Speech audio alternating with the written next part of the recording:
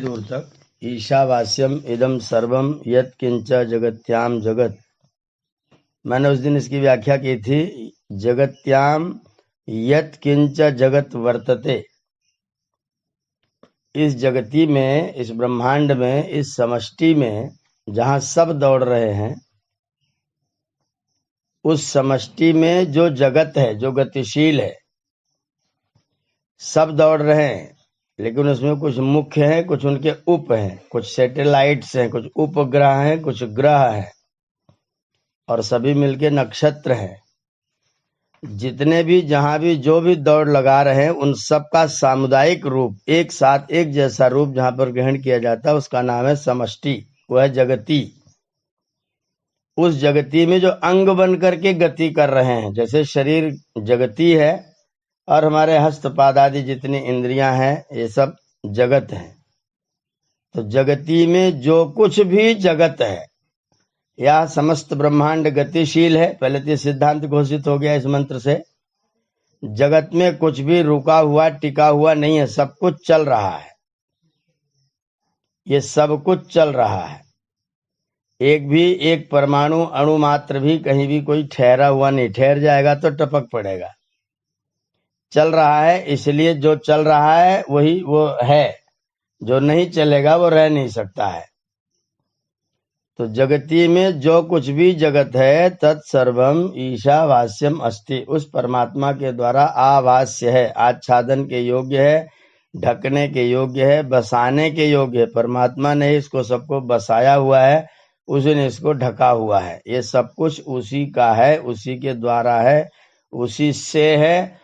और थोड़ा सा दूसरे अर्थ में कहिएगा तो ये कहिएगा कि उसी के लिए भी है। हम सब लोग आए हैं, हम सोचते हैं हम इसके मालिक हैं, लेकिन वास्तव में हम इसके मालिक नहीं। हमारे लिए, हम इसके प्रयोग के लिए ही हैं, बाकी है सब उसी का। ये मैंने पहले दिन की चर्चा में आपको एक लाइन का अर्थ पर चर्चा की थी। अब दूसरी लाइन मंत्र की प्रारंभ हो रही है, तेन। ये जो तेन शब्द है वो हेतु के अर्थ में है, कारण के अर्थ में है। तेन माने इस कारण से। जब कोई कहे इस कारण से, तो आप तुरंत पूछेंगे किस कारण से? किस कारण से? क्योंकि ये तुम्हारा नहीं है, इस कारण से। इस कारण से क्योंकि ये ईश्वर का है, इस कारण से। इस कारण से क्योंकि ये तुम्हारे लिए मात्र है, तुम्हारा इसमें कोई स्वामित्व तो नहीं है। इस कारण से क्योंकि तुम्हारा स्वामित्व तो ही नहीं है, तो त्यक्तेन भुंजी था, भोग करिए, भोग करिए, लेकिन त्यक्तेन। त्यक्त शब्द है, त्यक्त, और ये भूतकाल का शब्द है त्यक्ता। त्यक्ता माने छोड़ा हुआ, और उसका तृतीय का एक वचन किया है त्यक्तेन। त्यक्तेन माने छोड़े हुए के समान, पकड़े हुए के समान भोग मत करिए, इसलिए छोड़े हुए के समान भोग करिए। जैसे आपने पकड़ा हुआ नहीं है, छोड़ा हुआ है, और छोड़े हुए के समान आप इसका भोग करिए। आप ट्रेन में बैठिए, आप गाड़ी में यात्रा करिए। उस गाड़ी में यात्रा करने पर आप जिस लेवल की यात्रा करना चाहते हैं, जिस स्तर की यात्रा करना चाहते हैं, प्रथम श्रेणी चाहिए, एसी फर्स्ट चाहिए, एसी सेकंड चाहिए, एसी थर्ड चाहिए, स्लीपर चाहिए, जनरल चाहिए, जिस श्रेणी में आपको यात्रा करनी हो, उस श्रेणी का किराया चुकाने के बाद आप उसमें बैठिए, और बैठ करके जब आपका काम पूरा हो जाए तो आराम से अपना सामान लेकर के उतर जाइए। सीट खोलने रिंच नट लेकर के मत जाइएगा, प्लास लेकर के आप अपना कहे कि मेरी सीट है, मैं इसको लेकर के जाऊंगा। पकड़े हुए होते हुए भी छोड़े हुए के समान। ये बड़ा विचित्र जीवन दर्शन है, ये जीवन दर्शन है पूरा। ऐसे इन वस्तुओं का उपभोग करिए जैसे उपभोग कर रहे हैं, लेकिन न मेरा है, न मैंने इसको पकड़ा हुआ है, न मैं इसका अधिकारी हूं, न मैं इसका जिम्मेदार हूं। त्यक्तेन भुंजी था, यथा त्यक्तेन, यथा त्यक्त्वा भुंजते, जैसे छोड़ करके भोग करते हैं, वैसे ही इसका उपभोग करना है। जिस श्रेणी की यात्रा करनी है, उस श्रेणी का पहले टिकट लीजिए, अब ट्रेन की यात्रा में तो आप 4 पैसा देते हैं, अपने कागज वो पकड़ा देते हैं, कागज लेकर के आप यात्रा में पहुंच जाते हैं। पर यहाँ जो आपके कर्म है वो आपकी टिकट है। आपके कर्म अगर उत्तम क्वालिटी के हैं, उत्तम कोटि के हैं, प्रथम श्रेणी के हैं, तो आप प्रथम श्रेणी में जाइए। द्वितीय श्रेणी के हैं तो आप द्वितीय श्रेणी में जाइए। अगर कर्म किया है प्रथम वाला और द्वितीय श्रेणी में बैठने की कोशिश करेंगे तो लोग आपका मजाक बनाएंगे, और आपने कर्म किया है द्वितीय श्रेणी का और भाग गए प्रथम श्रेणी में तो लोग वहां से आपको भगा देंगे, वहां आपको लोग बैठने नहीं, क्योंकि आप उसके योग्य नहीं हैं। तो इस तरीके से कार्य करना है कि आपके जिस क्वालिटी के कर्म है उस क्वालिटी में, उस स्थिति में, उस परिस्थिति में आप जाकर के अपनी यात्रा कर लीजिए, और यात्रा ही न करते रह जाइए। ऐसा ना हो कि बस ट्रेन में बैठे तो बैठे ये वेंडर बन गए। हम सब लोग वेंडर हो गए हैं, बैठे हैं संसार रूपी ट्रेन में और वेंडर बन के अपना माल बेचने लगे, माल बेचने लगे, पैसा कमाने लगे, गाड़ी जहां जाती में बैठे रहते, गाड़ी में ही बैठे रहते, उठते ही नहीं। ये गाड़ी आपको वेंडर बनने के लिए नहीं दी गई है, ये गाड़ी आपको दी गई है, इसका प्रयोग करिए और यात्रा पर पहुंचिए, स्टेशन पर पहुंचिए, जहां आपको जाना है वहां पहुंचिए, मंजिल देखिए। आपकी मंजिल कहाँ है, वहां जाकर के अगर आप नहीं उतरेंगे तो या तो लोग आपको समझेंगे इनका माथा फिर गया है, और या फिर आप उसमें वेंडर बन जाएंगे, कमाने धमाने लग जाएंगे, फिर आप कहेंगे हम तो रेल ही हैं, हम कुछ है ही नहीं, रेल बंद तो हमारा जीवन बंद, फिर आपकी यह स्थिति हो जाएगी। तो त्यक्तेन भुंजी था, पकड़े हुए के समान भोग मत करिए, छोड़े हुए के समान भोग करिए। जैसे हमारे भाई हैं, अब मेरे भाई हैं तो मैं उनके साथ में अलग बर्ताव करता हूं, और मेरे पड़ोसी हैं तो मेरा बर्ताव बदल जाता है।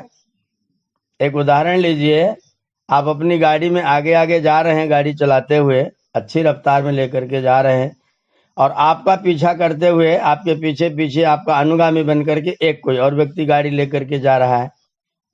अचानक आपकी गाड़ी के सामने कोई बैल आ गया तो आप एकदम से ब्रेक मारेंगे, लेकिन पीछे वाले की गाड़ी के सामने बैल नहीं आया, वो असावधान है, उसने पीछे से इतनी जल्दी ब्रेक नहीं लगा पाया और आकर के उसकी गाड़ी आपकी गाड़ी में टकरा गई, आपकी गाड़ी ठुक गई।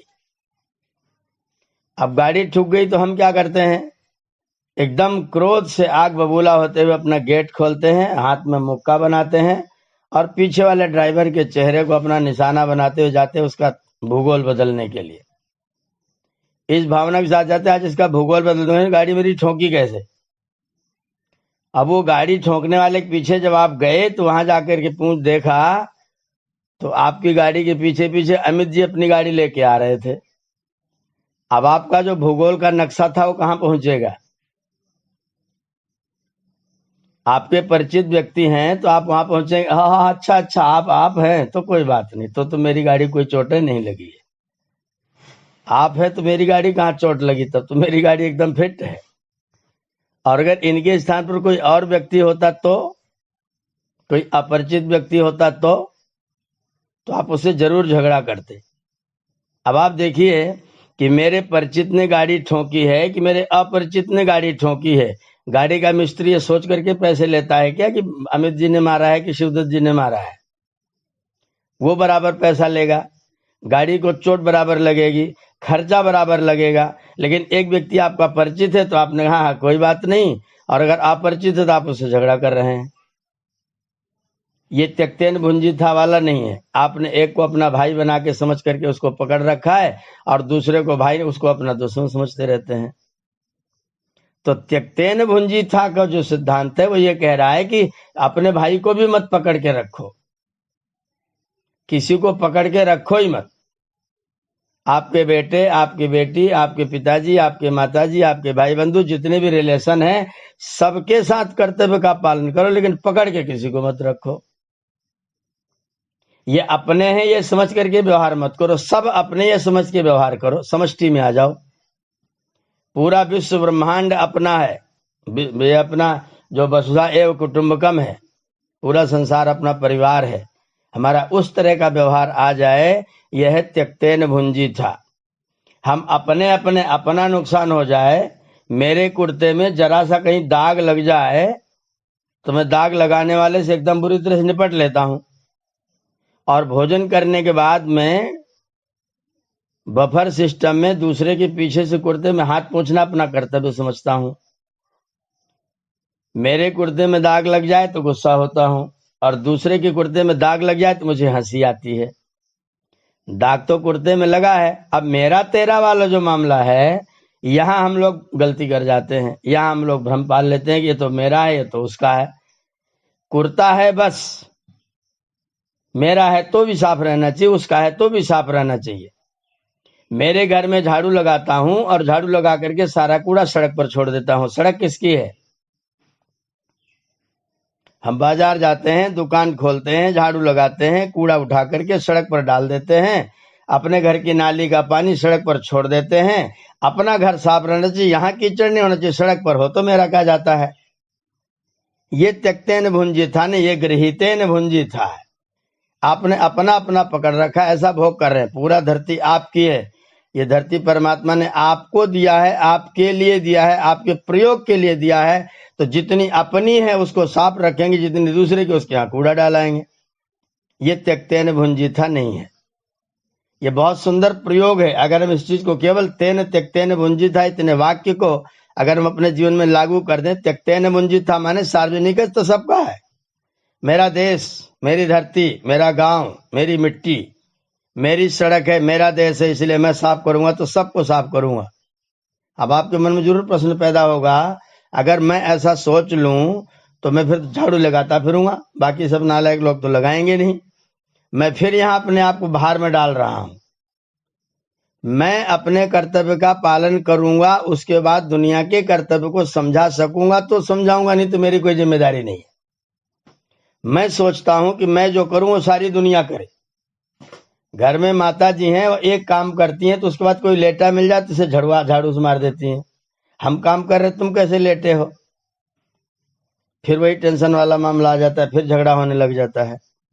मुझसे जो बन सकेगा वो मैं करूंगा, मुझसे समझाना हो सकेगा तो मैं तुमको समझाऊंगा, लेकिन मैं काम कर रहा हूं, तुम नहीं कर रहे हो, देख करके मैं टेंशन में बिल्कुल भी नहीं आऊंगा। यह है तेन त्यक्तेन भुंजी था।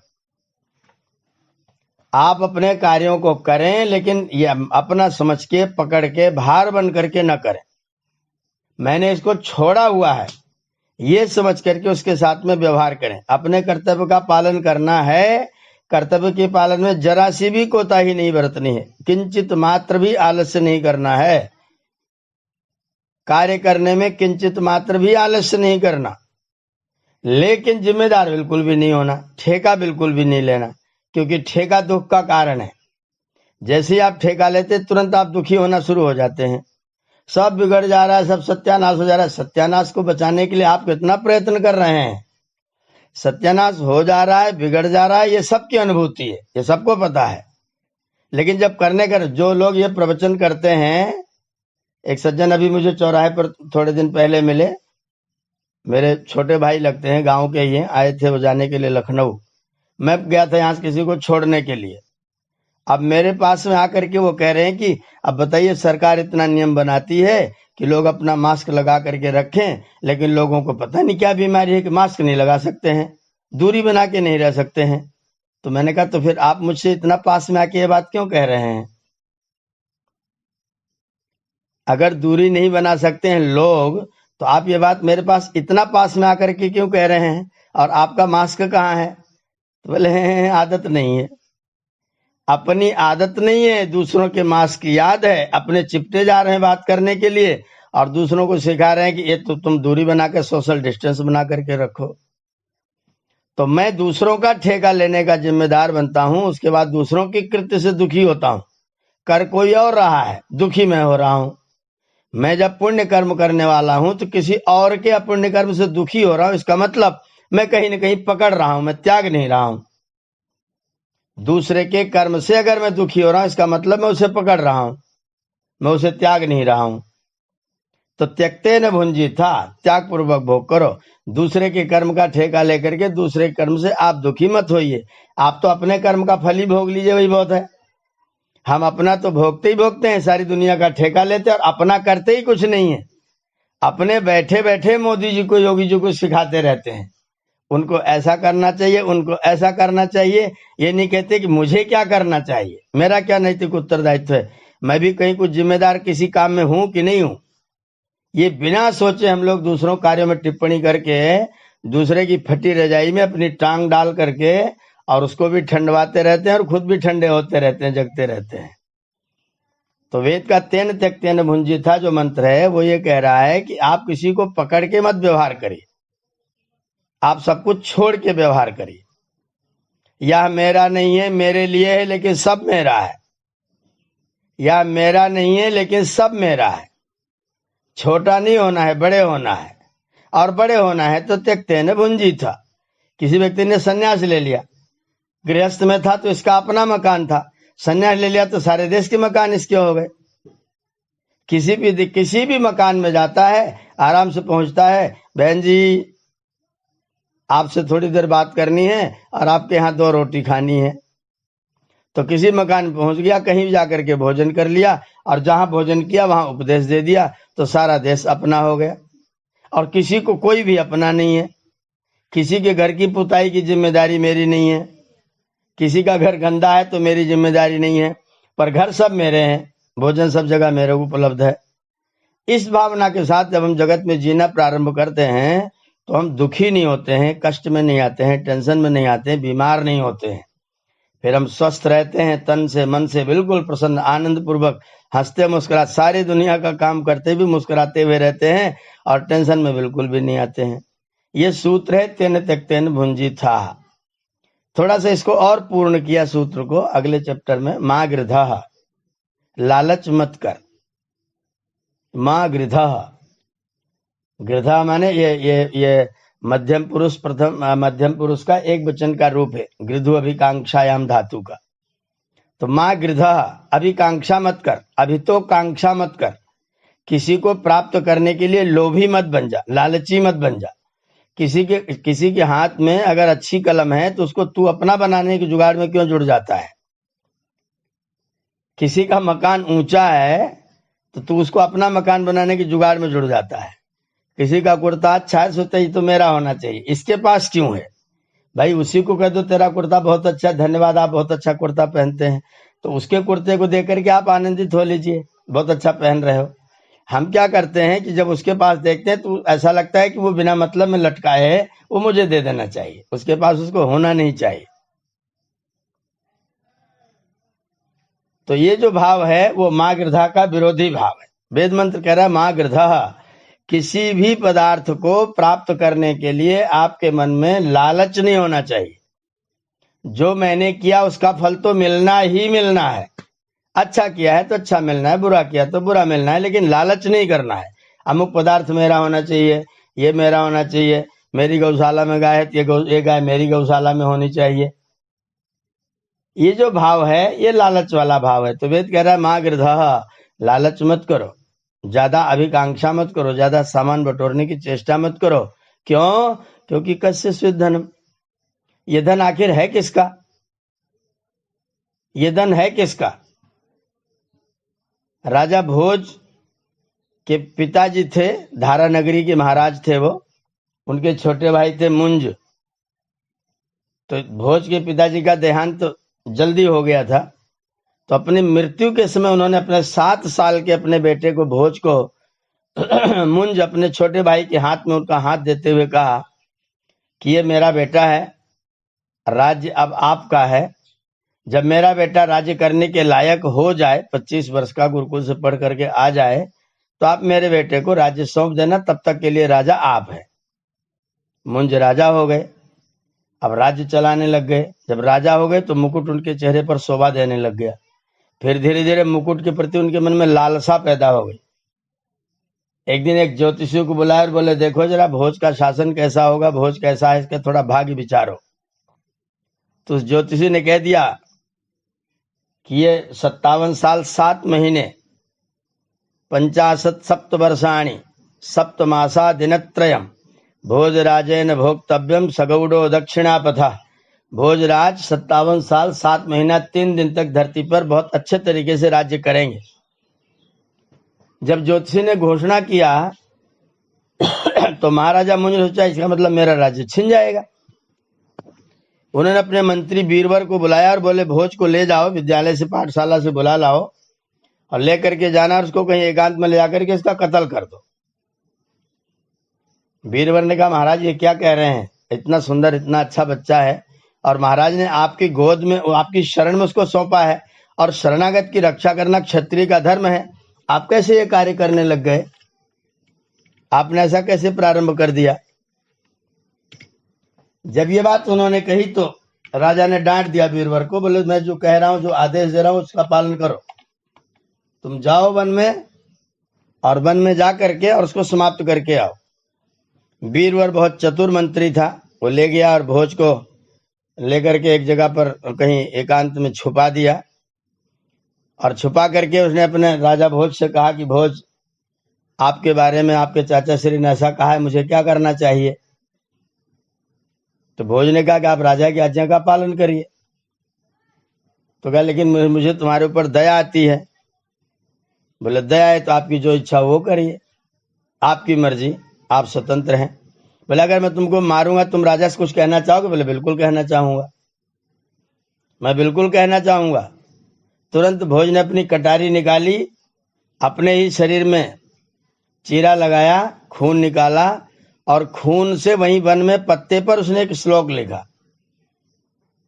भोज ने श्लोक लिखा और वो कहते मान धाता को मही प्रति कृतयुगा अलंकार भूतो गतः। महाराज एक मानधाता नाम के राजा थे, वो सतयुग के अलंकार थे, कहां चले गए उनका पता नहीं है। सेतुर्येन महो दधौ विरचिता क्वासौ दशास्यांतकः। जिसने समुद्र पर पुल बांध दिया था वो दशानन रावण के वध करने वाले राम भी धरती पर अब नहीं है। अन्य चापि युधिष्ठिर प्रभृतयो याता दिवम भूपते। ए राजन, युधिष्ठिर आदि राजा भी देवलोक को चले गए, वो भी स्वर्ग चले गए। नैके नापि समम गता वसुमती। ये धरती आज तक किसी के साथ नहीं गई है। मुंजो त्वया यास्यति। महाराज मैं आपका धन्यवाद करता हूं, आपको बधाई देता हूं कि धरती निश्चित आपके साथ में जाने वाली है। ये श्लोक लिख करके भोज ने अपने चाचा के पास भिजवा दिया। बीरबल ने उसको छिपा दिया। जब वो श्लोक मुंज ने पढ़ा कि मुंजत्वया यास्यति, ए मुंज, ए महाराज तुम्हारे साथ धरती निश्चित तौर पर चली जाएगी, तुम लास्ट राजा हो, तुम अंतिम राजा हो, तुम्हारे साथ धरती जाएगी। मुंज ने जब श्लोक पढ़ा तो उसको एकदम से चेतना हुई, गिर करके बेहोश हो गया, मूर्छित हो गया, चलाने मेरे बेटे को लाओ, मेरे बेटे को लाओ, मुझसे बहुत बड़ा पाप हो गया, अपराध हो गया। फिर वो सब इधर उधर करके उन्होंने एक साधु का भेष बनाया। फिर भेष बन के बोले मैं मृत लाश को जीवित कर देता हूँ। ऐसा करके फिर उन्होंने भोज को फिर से जिंदा करके वहां पर राज में प्रकट किया। बोले ले भोज को मैं ले आया हूँ वापस। तो ये सारी कहानी हुई। कहने का मतलब यह है कि धरती किसी के साथ आज तक नहीं गई। वेद कह रहा है कस्य धनम, ये धन किसका है। आए थे तो मिला था, जाओगे तो यहां रहेगा और आओगे तो फिर मिलेगा।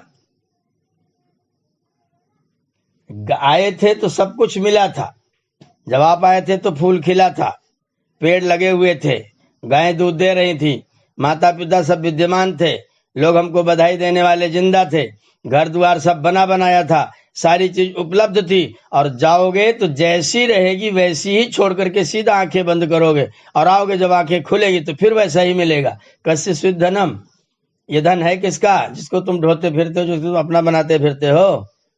इसलिए लालच मत करो, किसी का भी अपना नहीं है।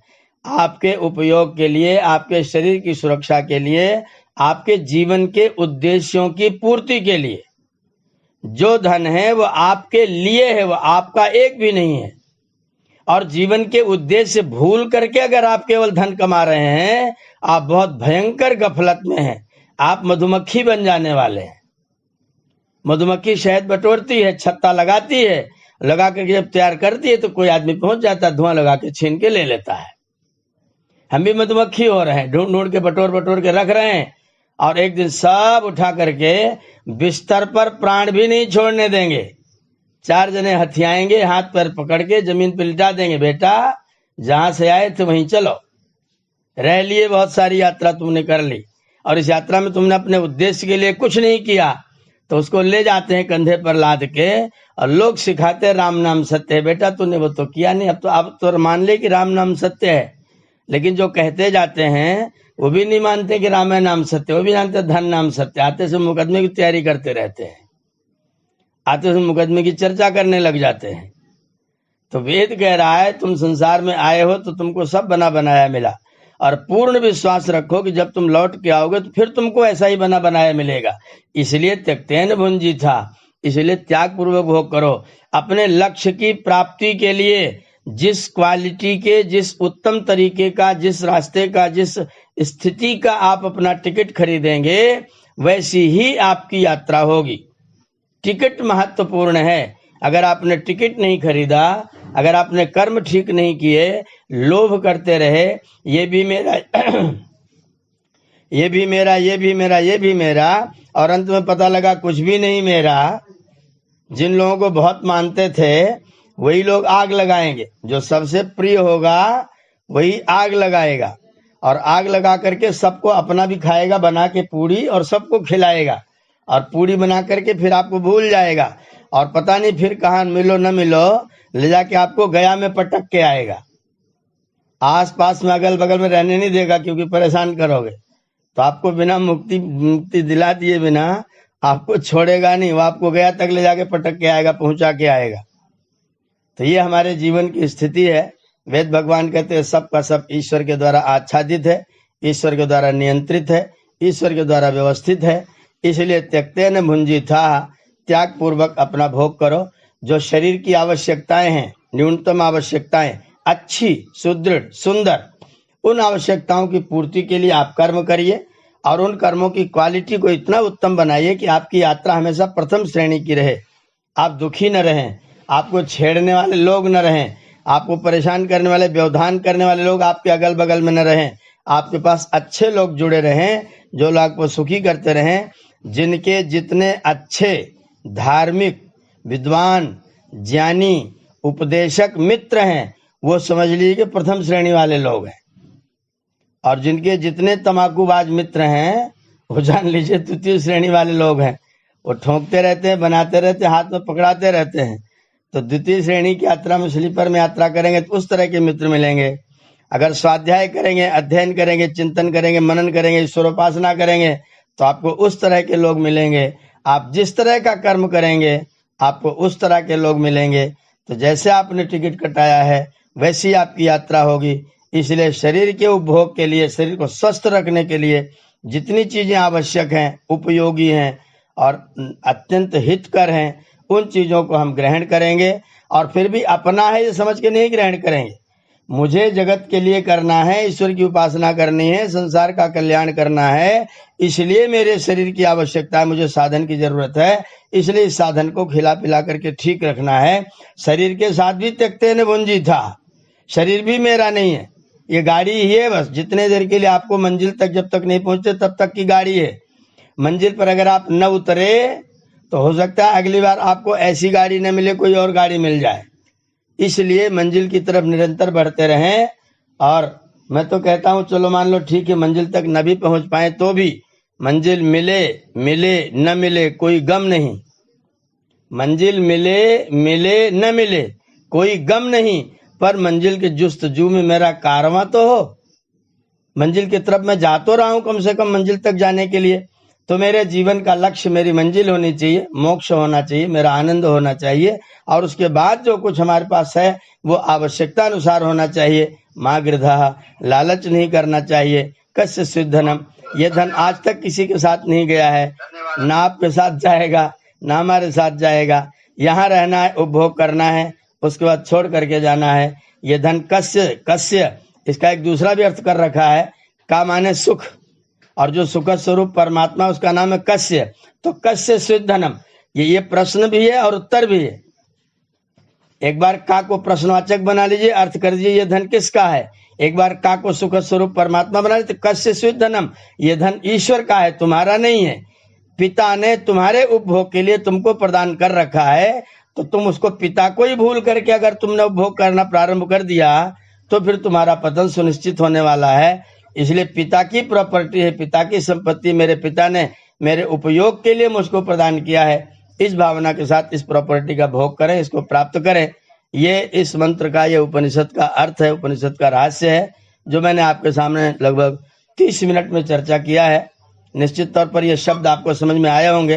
तेना इस कारण से, त्यक्तेन छोड़ा हुआ समझ करके, भोग करना चाहिए, माँ गृधा लालच नहीं करना चाहिए, कस्य स्विधनम यह धन किसी का नहीं है, यह धन उसी परमात्मा का है, उसने अपने उपभोग के लिए अपने को प्रदान किया हुआ है। ये मंत्र का अर्थ है। आप लोगों का बहुत बहुत धन्यवाद। इसके विषय में अगर कोई शंका, कोई जिज्ञासा हो तो आप लोग कर सकते हैं। लगभग 10 मिनट का समय अपने पास में है, हम लोग कोई जिज्ञासा अपनी प्रस्तुत कर सकते हैं। ओम।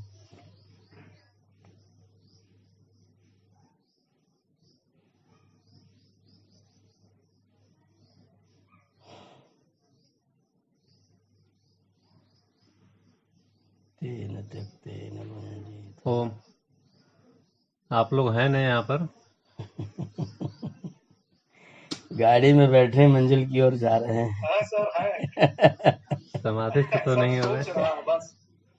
गाड़ी में बैठे हैं, मंजिल की ओर जा रहे हैं। समाधि तोड़िए, आइए जीवन में।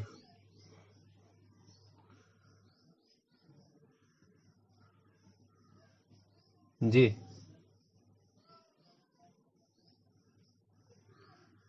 सुनने में तो ये उपदेश बड़े अच्छे लगते हैं। जब तक सुन रहे होते तब तक तो समझ में भी आता है, बिल्कुल सही बात है। लेकिन सही बात है तो आचरण में क्यों नहीं उतर आता वो? ये उपदेश करने में भी बहुत अच्छे हैं, बस हम अपने आलस्य या प्रमाद या कुछ वासनाओं के वशीभूत होकर के करते नहीं है। बाकी हम तो करके देख रहे हैं। उपदेश करने में भी बहुत अच्छे, बहुत सुखद, बहुत आनंददायक है।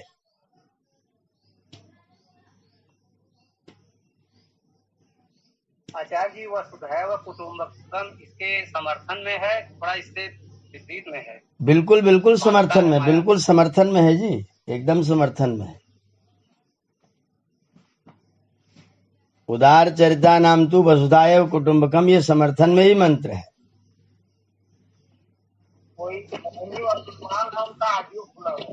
जी,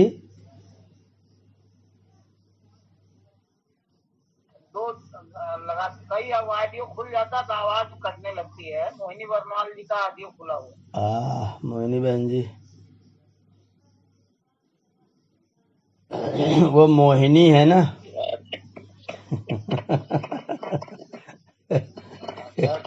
जी जी डॉक्टर साहब, नमस्ते नमस्ते। बोलिए। कल के बारे में कुछ पूछ ले। हाँ बिल्कुल बिल्कुल बिल्कुल बिल्कुल, एकदम एकदम। कोर्ट में उसकी पेशी करनी है, रेट दाखिल करनी है।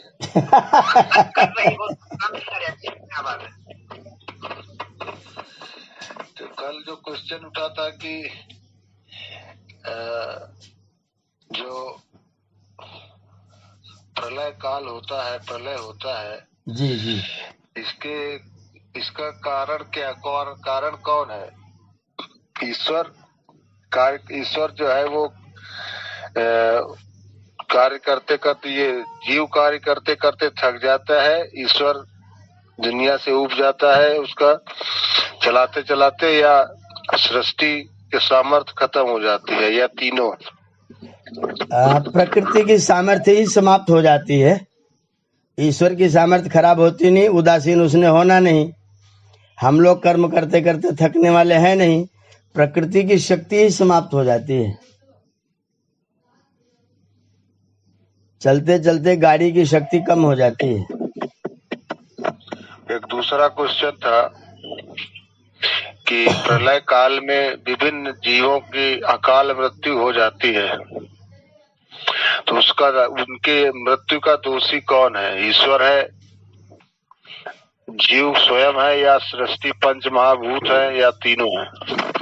डॉक्टर साहब, बहुत अच्छा सवाल है ये ध्यान देने की बात है कि हर चीज की प्रजनन क्षमता, जो जनन शक्ति है, वो कुछ समय के बाद में समाप्त हो जाती है। जैसे अपना शरीर हम लोगों का, मनुष्यों का है, तो 70 साल आते आते उसकी जनन शक्ति समाप्त हो जाती है। ऐसे ही सृष्टि की भी जनन शक्ति समाप्त हो जाती है। तो प्रलय पूरा होने से लगभग 200 साल पहले जो समय बताया गया है, वो लगभग 200 साल का समय संधि का युग बताया गया है। वो 200 साल पहले से सृष्टि के अंदर उत्पत्ति बंद हो जाती है। जैसे 70 साल के बाद में हमारा प्रजनन समाप्त हो जाता है, वैसे ही प्रलय से 200 साल पहले से यहाँ नई चीजों की उत्पत्ति समाप्त हो जाती, बंद हो जाती है। फिर नए प्राणी आना बंद हो जाते हैं। तो जो रहते हैं वो धीरे धीरे करके अपनी आयु पूरी करके उनकी मृत्यु होती है। तो किसी की अकाल मृत्यु नहीं होती है।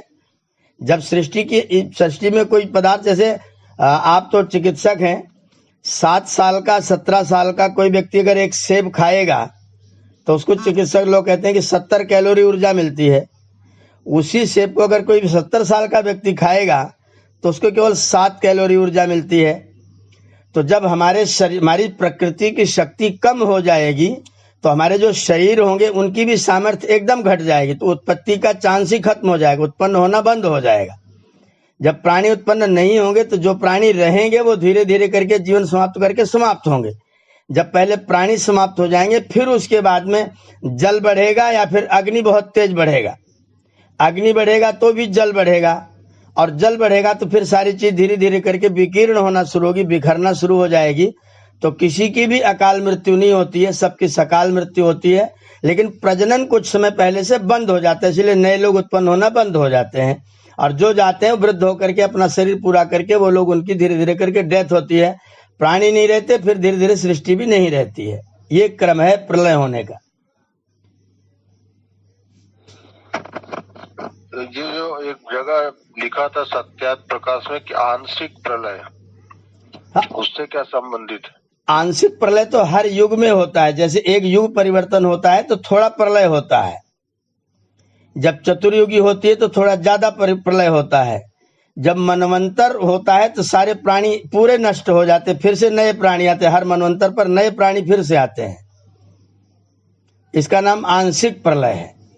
14 सूर्य चंद्र इत्यादि सब रहते हैं। केवल मनुष्य पर, जो धरती पर जो प्राणी जगत है, वो प्रत्येक मनवंतर में 14 बार प्रलय हो जाते हैं, फिर से नए होकर के आते हैं।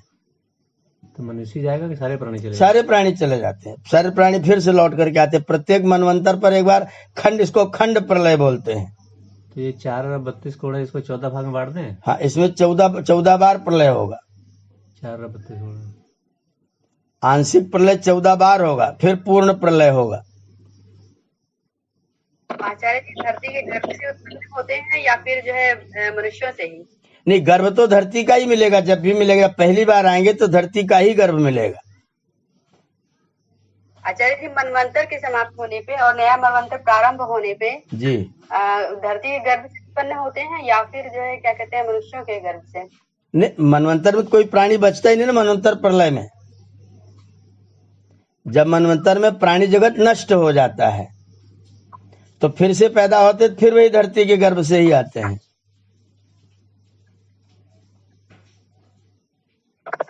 आचार्य जी ओम। जी ओम ओम। राघवेंद्र जी आप कर लीजिए प्रश्न, फिर हम पूछते हैं। नहीं, आप वरिष्ठ हैं, आप पहले। धन्यवाद।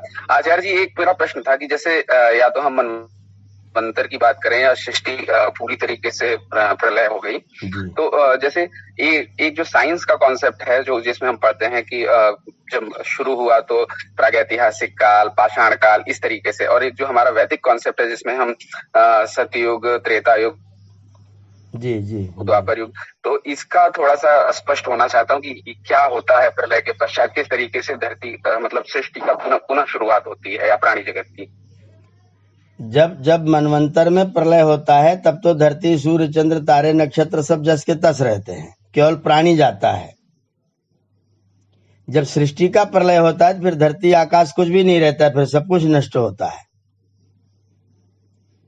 तो जब ये जो आजकल जो इतिहासकार लिखते हैं, प्राग ऐतिहासिक काल, वैदिक काल, ये काल, वो काल, हड़प्पा सभ्यता, मोहन सभ्यता, ये इनका सारा का सारा इतिहास कुल मिला करके मुश्किल से 5000 सालों तक जा पाता है। उसके पीछे इन लोगों का सब मामला टाटा फिस हो जाता है। इनका पूरा इतिहास लेखन 6000 साल से पुराना नहीं जा पाता है कभी भी, आज तक ये उसके आगे तक नहीं पहुंचे हैं। सर, जो ये अपना 12th की किताब में जो बायोलॉजी में दिया है उसमें 4.5 बताते हैं, वो सृष्टि की बताते हैं, प्राणियों की नहीं बताते हैं। सभ्यताएं जो विकास जो बात करते हैं, जो इतिहास लिखते हैं, प्राग ऐतिहासिक काल, वैदिक काल करके, वो प्राग ऐतिहासिक क्या है? अब प्राग ऐतिहासिक का मतलब है इतिहास से पहले। जब इतिहास से पहले कुछ और था तो फिर ये इतिहास कैसे हो गया? और दूसरा अंतर वहां पर ईश्वर का जो पहले होगा भाई, इतिहास है ना, इतिहास ऐसा था, तो प्राग इतिहास तो शब्द ही नहीं बनता है, झूठ बोलते हैं वो। इतिहास का पहला काल, प्रथम काल, ऐसा कोई शब्द बन सकता है? प्राग ऐतिहासिक तो एकदम झूठा शब्द है, वह सत्य प्रयोग है। इतिहास से पहले क्या है? जो होता है वो इतिहास में लिखा जाता है। तो प्राग इतिहास क्या है? ये जो काल निर्धारण करते हैं, इनका काल निर्धारण की जो टोटल ये कल्पना है, सारी की सारी उनकी कल्पना के आधार पर वो लोग चलते हैं। और उस कल्पना में वो अधिकतम सभ्यता मोहनजोदड़ो तक, मैंने 3000 साल तक पहुंच पाते हैं। उसके ऊपर जाते जाते उनका सब मामला टाटा फिक्स हो जाता है। ऊपर से वहां पर गॉड और ईश्वर का कहीं कुछ मानता ही नहीं है, कोई अस्तित्व नहीं हुआ। वो महाभारत काल, आपका रामायण काल, आपके राम का वो 23वां त्रेता की बात तो उनकी कल्पना में कहीं भी नहीं है। तो वो अभी बहुत बहुत बहुत बहुत कम दूरी तक वो लोग जा पाए इतिहास के लेखन में। आचार्य जी, अच्छा, ये जो जैसे साइंस में हम लोग पढ़ते हैं ये डायनासोर्स के युग की, तो ये तो मतलब कई करोड़ साल पहले की बात होती है। तो ये किस मनवंतर या किस युग में इसको लेना चाहिए? नहीं, अगर वो डायनासोर का टाइम फिक्स कर दें कितने साल का, तो मनवंतर की बात बताई जा सकती है। डायनासोर का टाइम ये लोग क्या बताते हैं? जैसे वो कार्बन डेटिंग के हिसाब से कई करोड़ साल पहले का इनका बताया जाता है, या लाख साल पहले का? नहीं, कई करोड़ कई साल तो बहुत हो गया, फिर मनवंतर गिनना मुश्किल हो जाएगा। एक फिक्स कोई टाइम बता दे कितना करोड़ साल पहले। वो 12th की किताब में है, जूलॉजी में होगा। उसको देख करके मैसेज डालिएगा, फोटो लेकर के। 12वीं की मतलब जैसे वो मैंने नहीं उसको नहीं पढ़ा है कि वो उसको कौन सा कितना समय मानते हैं। तो लाखों माने पता नहीं कितना, करोड़ों माने पता नहीं कितना। करोड़ों कह देने के बाद तो फिर मामला ही समाप्त हो गया, फिर तो असीम हो गया। वो समय अगर बताएंगे तो मैं बता सकता हूँ कि इस मनवंतर की बात कर रहे हैं। 1 करोड़ से 5 करोड़ के आसपास का है, मुझे जहां तक याद आ रहा है। करोड़ में तो है वहां पर। उसको थोड़ा देख के कंफर्म करिएगा, फिर उसका निश्चय किया जाए कौन सा मनवंतर की बात कह रहे हैं।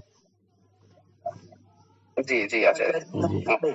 12वीं कक्षा का जो जंतु विज्ञान का किताब है वहां पर दिया हुआ है, एक बार देख लें। ब्रजेश जी को मालूम होगा, ब्रजेश जी तो विज्ञान वर्गीय हैं। जी सिकंदर जी। अच्छा जी, कह रहे हैं कि जब सृष्टि का सृजन होता है जी, तो पहले अपना प्रारब्ध लेकर लोग जन्म लेते हैं कि परांत काल वाले आते हैं? कौन लोग पहले आते हैं?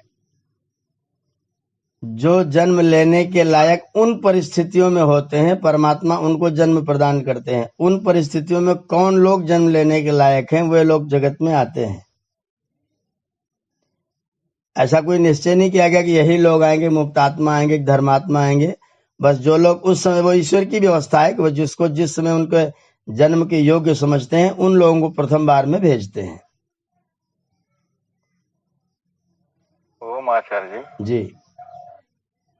अभी इसी से वैसे तो कल के प्रश्न से मेरे 2 प्रश्न हैं। दूसरा ये, मैं अभी विनय भ्राताश्री ने पूछा विज्ञान के संदर्भ में, जैसे पहला जो जीव आता है वो धरती का गर्भ उसे मिलता है। तो ये अगर बाई द वे कोई विज्ञान का विद्यार्थी है, हम कैसे सिद्ध करेंगे कि पहला वो गर्भ आया जो धरती का गर्भ मिला? कुछ इस पे आप, क्योंकि कभी कभी इस पे वो हो जाती है कि आप लोग मूढ़ बातें कर रहे हैं, या इस्लामिक लोगों से जब डिस्कशन होता है तो वो भी थोड़ा सा इसको जोड़ देते हैं। तो इस पे हम चाह रहे थे आपका कुछ तर्क। नहीं तो उन्हीं से पूछा जाना चाहिए कि वो तो फिर वो डार्विन वाली थ्योरी बताते हैं कि 2 अणु बने, फिर एक अमीबा बन गया, फिर उसके बाद में ये हो गया, फिर उसके बाद में बंदर बन गया, बंदर की पूंछ घिस करके मनुष्य बन गया, और बंदर भी बना रह गया। नहीं, एक थ्योरी तो हम जैसे देते हैं कि सबसे पहले जब सृष्टि बनी तो जलीय जीव का विकास हुआ, फिर जलीय जीव से फिर ऐसे जीव का विकास हुआ भैया जो जल और थल। राघवेंद्र जी, जलीय जीव का विकास हुआ तो हुआ कैसे? दो तत्वों के मिलने से। जी, तो उनके अनुकूल वातावरण वहां बना होगा, तभी वो लोग पैदा हुए होंगे। यहाँ पेंच ये फंस जाता है आचार्य जी कि मनुष्य की उत्पत्ति कैसे हुई। जैसे उसमें ये आता है कि मनुष्य सबसे पहले आया कैसे, ये दिक्कत आ जाती है फिर। मनुष्य, देखो मनुष्य जो है वो संसार का जन्म लेने के मामले में सबसे कमजोर प्राणी है। उसको जब तक गर्भ की पूरी स्थिति प्राप्त नहीं होती है तब तक वो उत्पन्न नहीं हो सकता है। घोड़े घोड़ी हैं, गाय बछड़े हैं, कुत्ते बिल्ली हैं, भेड़ बकरी हैं, जो भी जंतु हैं उत्पन्न होने के एकदम जल्दी से अपनी क्रिया प्रक्रिया प्रारंभ कर देते हैं। सबसे देर में सामर्थ्य मनुष्य के पास में आती है, सबसे देर में। तो इसलिए मनुष्य को सामर्थ्यवान बनाने के लिए परमात्मा को कहीं न कहीं कोई न कोई सहारा देना पड़ेगा, और वो सहारा मनुष्य कोई है नहीं, तो कहाँ दिया जा सकता है, उनको कहाँ खड़ा किया जा सकता है। तो इसीलिए वो लोग थ्योरी देते हैं कि सबसे पहले वही बंदर का गर्भ मिला या इस तरीके से। तो मतलब वो थ्योरी ही देते ना, प्रैक्टिकल करके वो कहाँ दिखा रहे हैं। जी, तो वहाँ थोड़ा सा हम भी मतलब एक हो जाता है कि आप मानना पड़ता है। राघवेंद्र जी, वो थ्योरी दे, हम उसको स्वीकार कर लें, हम थ्योरी दे वो उसको ना स्वीकार करें। प्रैक्टिकल करके वो भी नहीं दिखा सकते। आज वो बंदर को आदमी बना के दिखा दे, अगर वो प्रैक्टिकल करते हैं तो। नहीं तो केंचुआ से बंदर बनाए वो, तब उनका प्रैक्टिकल उनका भी प्रमाण हो जाए। उनकी भी थ्योरी है, हमारी भी थ्योरी है। हमारी थ्योरी तार्किक है, उसमें तर्क फिट होता है। जैसे धरती माता से गर्भ से आज भी प्राणी पैदा हो रहे हैं, गिजाई वगैरह, लाल लिल्ली घोड़ी जिसको हम लोग बोलते हैं, वो सब आज भी धरती में से पैदा होते हैं। उनका गर्भ कहाँ था? कोई घोड़ी थोड़ी उनका गर्भ होती है, धरती ही उनका गर्भ होती है। सिर में जूं पैदा हो जाते हैं, उनका गर्भ क्या होता है? उस पे आचार्य जी ये रहता है कि जैसे वो लिल्ली घोड़ी है और जीव हैं, तो वो मृत्यु के पहले धरती माता में अपना अंडा छोड़ जाते हैं।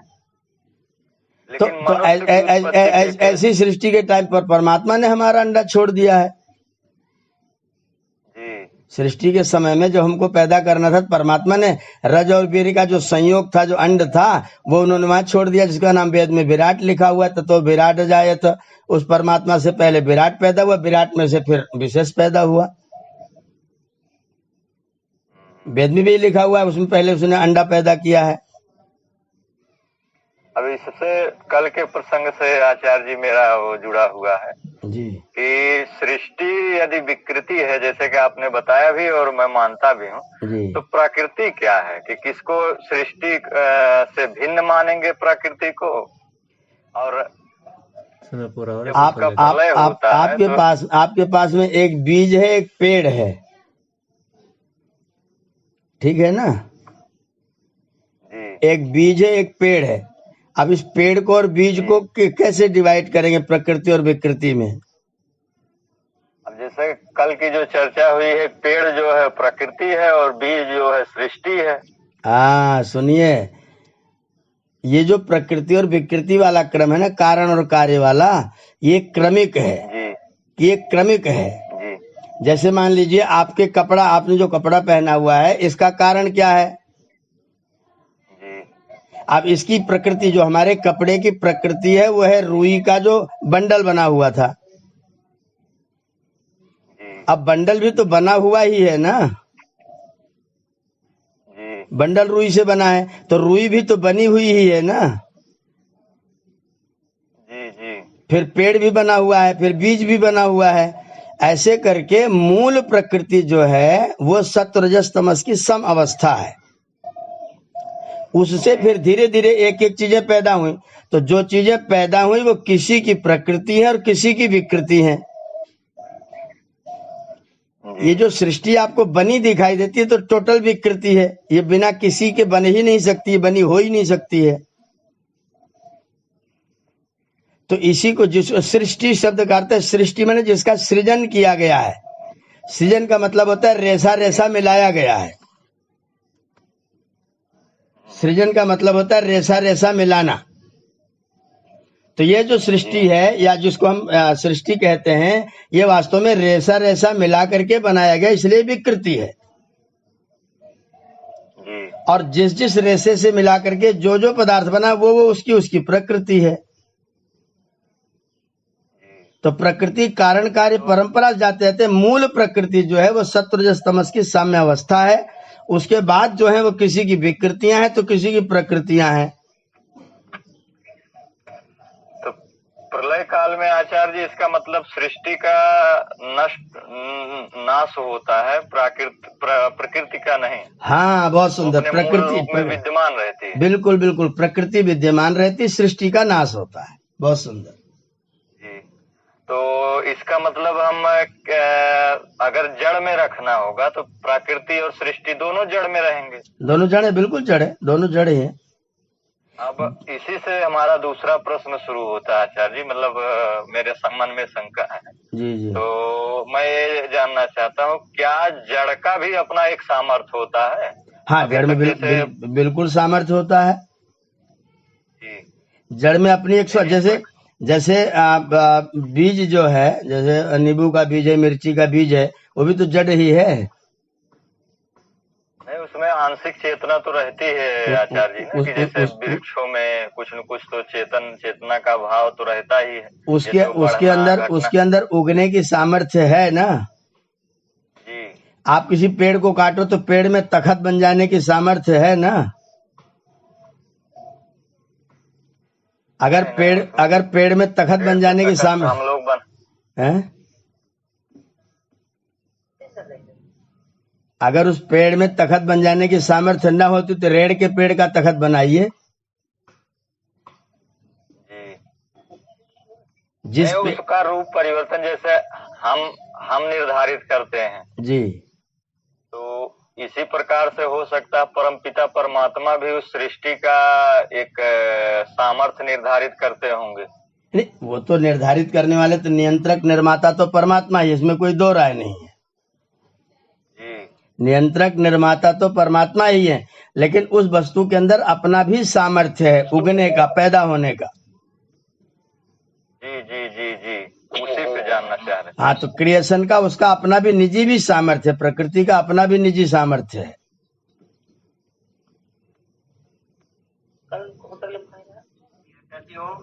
जी ओम राम जी। ये कह रहे हैं जैसे अभी जो श्लोकों का व्याख्यान आप कर रहे थे उसमें आया कि हमको जो है किसी के कार्य से दुखी नहीं होना है। हाँ, तो समाज में कुछ लोगों को हम असहाय या ऐसी स्थिति में देखते हैं या समाज की किसी कुरीति को देखते हैं तो हमको जो है वो कहीं कहीं प्रभावित करती है, वो उसका दुख होता है। हमें नहीं, आप दुखी होते हैं कि उसके प्रति करुणा करते हैं? कभी कभी दुख भी होता है। दूसरे के दुख को देख करके आप दुखी नहीं होते, बल्कि करुणा, वो उसको करुणा बोलते हैं। आपके मन में करुणा पैदा होती है, दया पैदा होती है, वो दया है आपकी, वो दुख नहीं है, वो दुख नहीं है जी। अभी आप ज्योतिष वाला बता रहे थे, भोज की उम्र उन्होंने एक्यूरेट बता दी, क्या बताया था? एक्यूरेट था कि नहीं? भोज ने इतने दिन टाइम राज्य किया नहीं, तो भविष्य में ऐसा सिद्ध नहीं हुआ कि उन्होंने इतने दिन राज्य किया। भोज का राज्य केवल 26 साल तक चला। मतलब उन्होंने अपने हिसाब से गणना की थी, वो सही निकला नहीं। अब एक अनुमानिक गणना की जा सकती, किसी व्यक्ति का अनुमान लगाया जा सकता है, लेकिन उस अनुमान तथ्य है, प्रमाणित है, इसमें शंका है। निश्चित उतना ही होगा ऐसा नहीं है।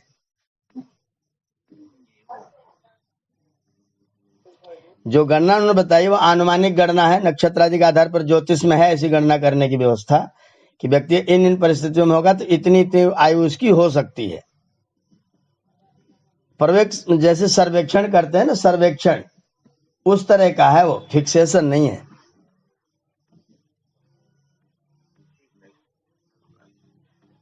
समाप्त करें, 9:08 बज गए। ओम आचार्य जी ओम जी ओम। ये जो जड़ है, जड़ जैसे दो तरह से इसको जड़ में माना जा सकता है। एक तो बीज हो गया जिसमें कि प्रोग्रेस करने का सामर्थ्य है जी जी। दूसरे जैसे कंकड़ पत्थर हो गए, इनमें तो कोई सामर्थ्य नहीं है कि ये तरह का व्यवहार करें, ये भी जड़ हैं। नहीं, सुनिए, उनमें उगने की सामर्थ्य नहीं है, लेकिन इकट्ठा होने की, मिलने की सामर्थ्य उनकी भी है, आंख फोड़ देने की सामर्थ्य उनकी भी है। सब में अपनी अलग अलग टाइप की सामर्थ्य है, सबकी सामर्थ्य अलग अलग है। जी, जैसे वो भी जड़ है और ये भी जड़ है। आप भी मनुष्य, मैं भी मनुष्य हूँ, जी एक जैसे तो नहीं है। जी तो जड़त्व उनका एक धर्म है, लेकिन उनके इसको वैशेषिक में बड़ा अच्छा बताया गया, कुछ साधर्म में होता है, कुछ वैधर्म में होता है। कुछ दो वस्तुओं में समान गुण होते, कुछ असमान गुण होते हैं। यह हर पदार्थ में सर्वदा मिलेंगे। तो ऐसी जड़ पदार्थों में भी सबकी शक्ति अलग अलग है। जी, जैसे बीज है, जड़ है, लेकिन जब वो एक पौधे में बदल गया, जी, एक पौधा बन गया, और जो अवशेष बचा वह भी तो जड़ ही है। और जो पौधा बन गया, अब वो एक विकास की प्रक्रिया में चला गया, और जो उसका अवशेष बचा वो भी जड़ है। और फिर वही जड़ जो है वृक्ष में परिवर्तित हो रहा है, आगे अपने फिर बीज पैदा करेगा, फिर जो है वृक्ष बनेंगे। ये सब प्रक्रिया में जा रहा है। हाँ जी, हाँ जी। बीज में जो अंकुरण की क्षमता थी, जो चेतना थी, वो चेतना तो उग गई, पेड़ बन गई। उसके बाद जो बच्चा था वो जड़ पदार्थ था, वो मिट्टी बन जाएगा। वो मिट्टी बन गया, उसके अंदर मिट्टी बनने की सामर्थ्य है। वो मिट्टी बन करके उसी में खाद का काम करेगा। जैसे आपका आलू करता है, आलू डाल दिया जाता है, उसी में से पौधा निकल आता है, आलू सड़ करके वहीं खाद बन जाता है। हर परमाणु की अपनी अपनी सामर्थ्य है, और सब गुण वाले, अलग अलग गुण वाले परमाणु अलग अलग सामर्थ्य वाले हैं। जड़ पदार्थ की भी अपनी सामर्थ्य है, चेतन की अपनी सामर्थ्य है। जी, ये बता जी, जड़ चेतन अलग से ये है और सजीव निर्जीव अलग इसकी परिभाषा है। नहीं, जड़ और चेतन को हम सजीव या निर्जीव कह सकते हैं, इसमें कोई बात नहीं। सजीव, निर्जीव और जड़ चेतन को एक ही कह सकते हैं।